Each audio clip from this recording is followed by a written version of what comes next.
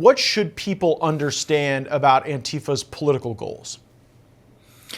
Revolution through violent means, by any means necessary. It can be through street battles that we've seen play out on the streets, through assassinations, through bashing people on the head with crowbars and bricks and other weapons, setting buildings on fire, propaganda and lies, all of the above, doxing, harassing people, getting them fired, showing up at their homes, all of the above.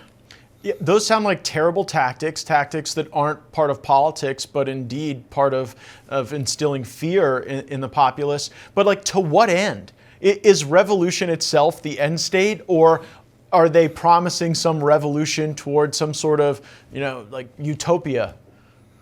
So, I mean, those tactics aren't just terrible, they're the tactics of terrorists. And it's for the end goal of toppling the US. So that's a very big ambition, and they know it. I mean, they don't have tanks, they don't have the same weaponry that the US military does. However, they have time, and they have messaging, and they have institutional influence through universities, through media, and networks of influencers, and they have money as well. So the ultimate goal really is to destroy the US by any means possible. And some of the ways that they try to do that with some success, or rather some success of instability, I should say, is, for example, supporting mass illegal migration. That's very important to them. It has actually very little to do with supporting so-called immigrants. It's really about the effects they know that mass migration has, and that some of these mass migration networks support cartels. They want to keep the drug streams coming in as well, because drug abuse is an attack on capitalism in some of these urban areas. It brings down property values. It makes life miserable. And that chaos and anarchy is all towards their benefit. You mentioned the money. Has your journalism uncovered the extent of these financial resources, or the types of people who are contributing them? It's through multiple means. So Soros is one of the ways, but it's not direct in terms of somebody receiving cash directly from Soros.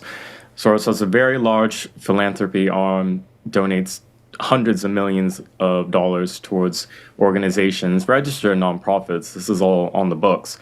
And then these nonprofits will support other projects at the ground level that is within the Antifa apparatus. For example, supporting the far left legal groups that provide bail money and immediate legal support to violent criminal suspects. And even after they are convicted, providing them, for example, with help with paying back restitution. Much of taxpayer funds has been also at the state level, like where Democrats have power, like in Oregon, and they're able to control the purse. They also provide funding through taxpayer funds to some of these groups. And then there's also huge networks of what they call mutual aid, in that they will have Cash App and Venmo and GoFundMe.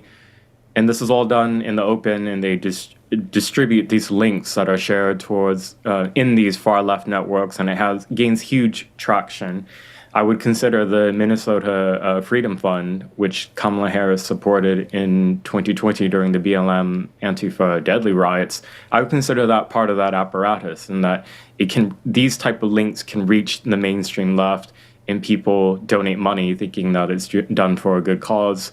And so there's so many sources of funding. And even there is some international funding as well. The International Antifa Defense Fund, which I've done some reporting on, they pay money to reward violent criminal suspects all around the world within their Antifa cells and networks.